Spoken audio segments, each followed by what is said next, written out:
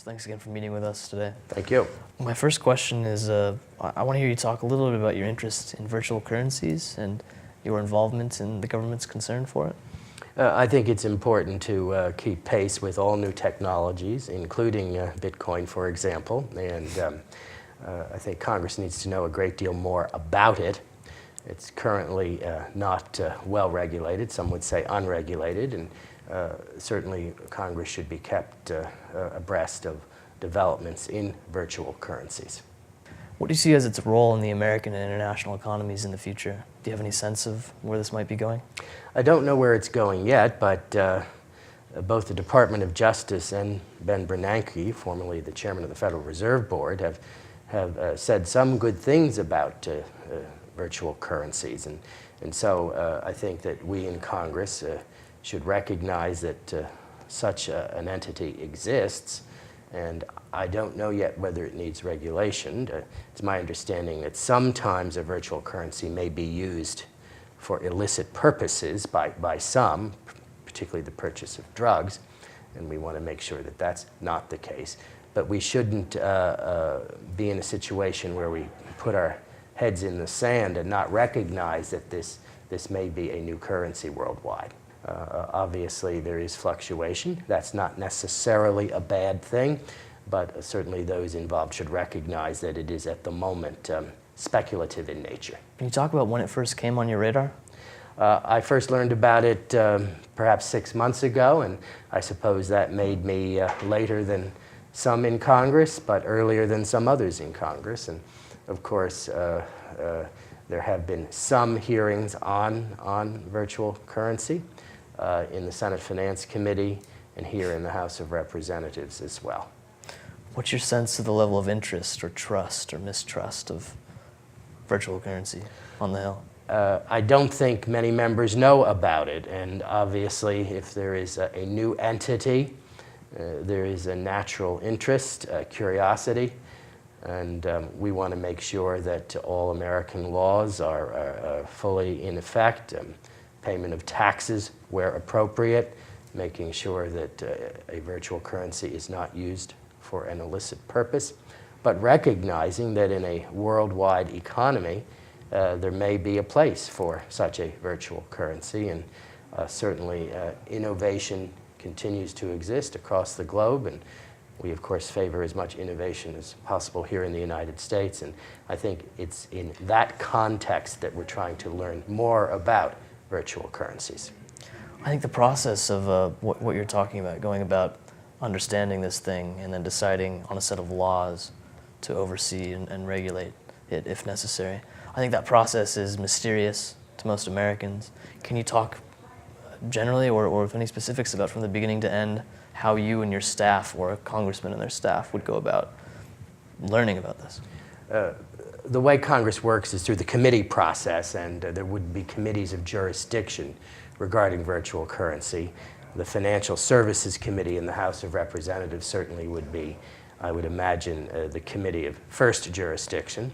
Also, the Homeland Security Committee might become involved as well, and perhaps even the Judiciary Committee.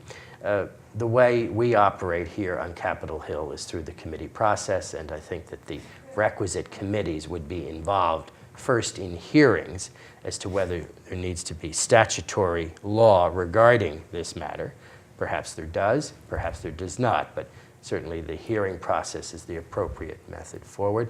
And also we seek the advice and counsel of the executive branch of government, particularly the Department of the Treasury, the Federal Reserve Board, and I would imagine the Department of Justice as well. And can you talk at all about problems or areas with virtual currency that you think are especially in need of attention and regulation, possibly? I want to make sure that a virtual currency is not used for an illicit purpose, and all of us on Capitol Hill on a bipartisan basis are concerned with illicit drugs, and also if there are transactions involving Americans, that appropriate taxes be paid, if that is appropriate.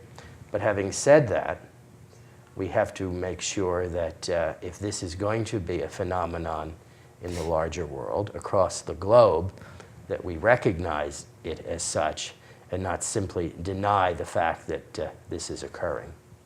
Have you seen either personally or among your colleagues a lot of attention and activity from lobbyists in the past 6 months? I don't think basis? there's been much attention so far, but certainly I think it will garner greater attention moving forward. And as is true of many aspects of the virtual world, I would imagine that this is just the beginning, and I would imagine as well that there might be further improvements, further advancement moving forward. Well, all changes so quickly, the rate of technology evolving. It's astounding to think how government would go about trying to catch up. This large institution with all these parts, everyone getting on the same page in understanding the dangers. It seems like a huge task. I think that's The dangers and the benefits, excuse me. I think that's one of the challenges that confronts us here on Capitol Hill, to make sure that we are current with the way the world really exists. And law has to be written in a manner that it can be adapted to an ever-changing situation. And we in Congress, of course, want to be involved in that, because even through regulation is ultimately based on statutory law. There is a role for the executive branch departments to play, particularly the Treasury, the Justice Department, and perhaps the Federal Reserve Board. Perhaps, not necessarily, but perhaps. But that is based ultimately on statutory law, and it's only the Congress of the United States that can write or amend such statutory law. So in addition to this being of interest to people who are computer savvy, people in Silicon Valley, is there any specific benefit for Congress? I think Congress is reflective of the nation as a whole. That's our title, representative. We represent the people whom we serve, and there may be an enormous benefit to the American people in easier transactional ability across the globe, and I recognize that. And we just want to make sure that a virtual currency complies with all of the laws currently on the books here in the United States, particularly regarding taxation issues and the fact that we do not favor in any circumstance the purchase of illicit or illegal material or goods. But having said that, I think that Congress must keep a pace of what the American people demand, and the American people will undoubtedly demand being in the forefront of a worldwide phenomenon, and this may be of benefit and make it easier for transactions to occur across the globe. I look forward to working with those who are interested in virtual currency, and I think it's important that Congress be part of a larger whole, recognizing that the world is changing dramatically and quickly as a result of all the advancements that are occurring across the globe.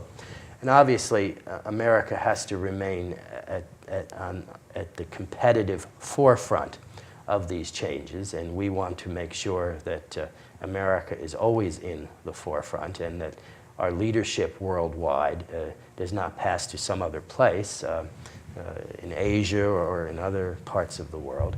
And that's why it's important for Congress to be better informed about virtual currency and to be appropriately involved, not overly involved, but in an appropriate fashion. And I think that over the next year or two, Congress will become much more interested in this issue, and I hope to be a participant in that interest. Thank you. Thank you.